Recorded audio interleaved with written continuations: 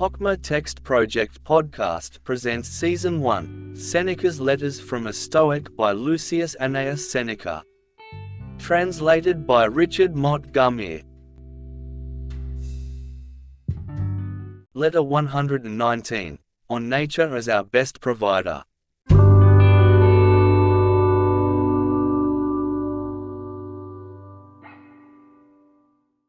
Whenever I have made a discovery, I do not wait for you to cry, "Shares." I say it to myself in your behalf. If you wish to know what it is that I have found, open your pocket, it is clear profit. What I shall teach you is the ability to become rich as speedily as possible. How keen you are to hear the news! And rightly, I shall lead you by a short cut to the greatest riches.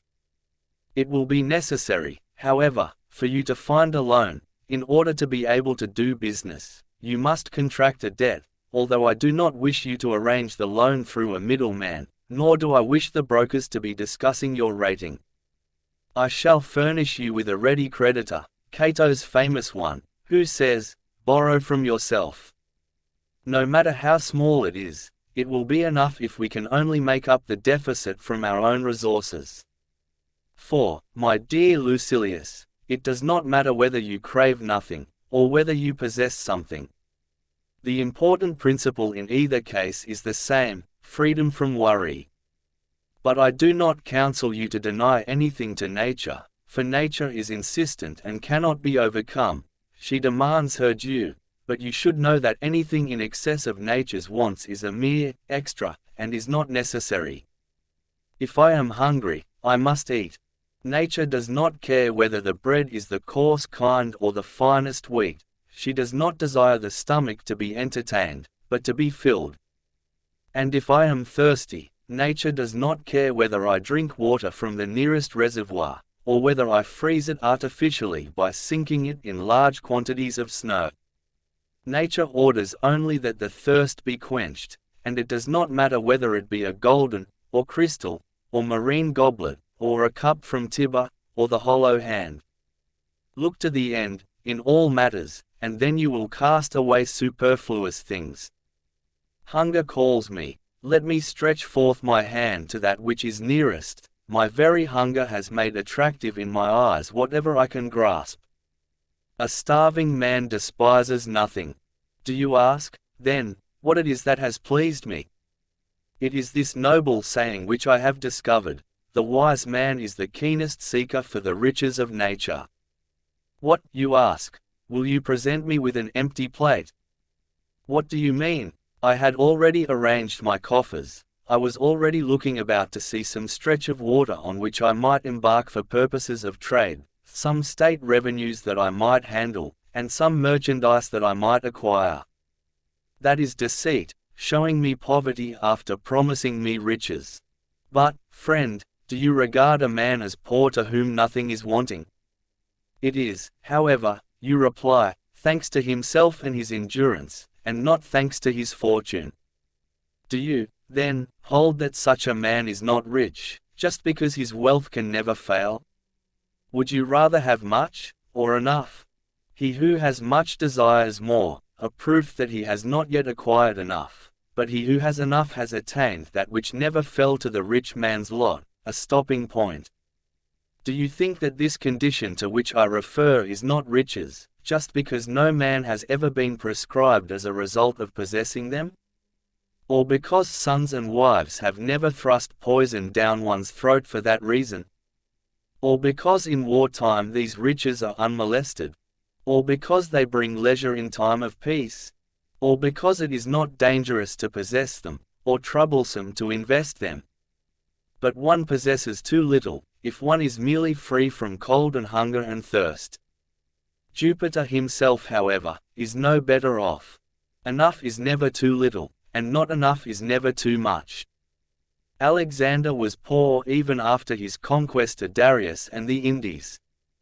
Am I wrong? He seeks something which he can really make his own, exploring unknown seas, sending new fleets over the ocean, and, so to speak, breaking down the very bars of the universe.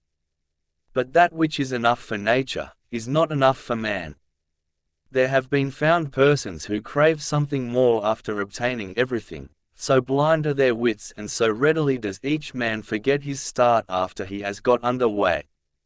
He who was but lately the disputed lord of an unknown corner of the world, is dejected when, after reaching the limits of the globe, he must march back through a world which he has made his own. Money never made a man rich, on the contrary, it always smites men with a greater craving for itself. Do you ask the reason for this? He who possesses more begins to be able to possess still more. To sum up, you may hail forth for our inspection any of the millionaires whose names are told off when one speaks of Crassus and Licinus. Let him bring along his rating and his present property and his future expectations, and let him add them all together. Such a man, according to my belief, is poor. According to yours, he may be poor someday. He, however, who has arranged his affairs according to nature's demands, is free from the fear, as well as from the sensation, of poverty. And in order that you may know how hard it is to narrow one's interests down to the limits of nature, even this very person of whom we speak, and whom you call poor, possesses something actually superfluous. Wealth, however, blinds and attracts the mob, when they see a large bulk of ready money brought out of a man's house, or even his walls crusted with abundance of gold, or a retinue that is chosen for beauty of physique, or for attractiveness of attire. The prosperity of all these men looks to public opinion, but the ideal man, whom we have snatched from the control of the people and of fortune, is happy inwardly. For as far as those persons are concerned, in whose minds bustling poverty has wrongly stolen the title of riches, these individuals have riches just as we say that we have a fever, when really the fever has us. Conversely, we are accustomed to say, a fever grips him. And in the same way we should say, riches grip him. There is therefore no advice, and of such advice no one can have too much, which I would rather give you than this, that you should measure all things by the demands of nature, for these demands can be satisfied either without cost or else very cheaply. Only, do not mix any vices with these demands. Why need you ask how your food should be served, on what sort of table, with what sort of silver, with what well-matched and smooth-faced young servants? Nature demands nothing except mere food. Dost seek, when thirst inflames thy throat, a cup of gold? Dost scorn all else but peacock's flesh or turbot when the hunger comes upon thee? Hunger is not ambitious, it is quite satisfied to come to an end, nor does it care very much what food brings it to an end. Those things are but the instruments of a luxury which is not happiness, a luxury which seeks how it may prolong hunger even after repletion, how to stuff the stomach, not to fill it, and how to rouse a thirst that has been satisfied with the first drink. Horace's words are therefore most excellent when he says that it makes no difference to one's thirst in what costly goblet, or with what elaborate state, the water is served. For if you believe it to be of importance how curly-haired your slave is, or how transparent is the cup which he offers you, you are not thirsty. Among other things, nature has bestowed upon us this special boon, she relieves sheer necessity of squeamishness. The superfluous things admit of choice, we say, that is not suitable, this is not well recommended, that hurts my eyesight. The builder of the universe, who laid down for us the laws of life, provided that we should exist in well-being, but not in luxury.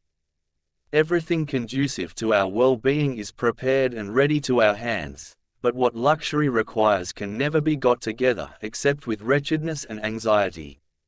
Let us therefore use this boon of nature by reckoning it among the things of high importance. Let us reflect that nature's best title to our gratitude is that whatever we want because of sheer necessity we accept without squeamishness. Farewell.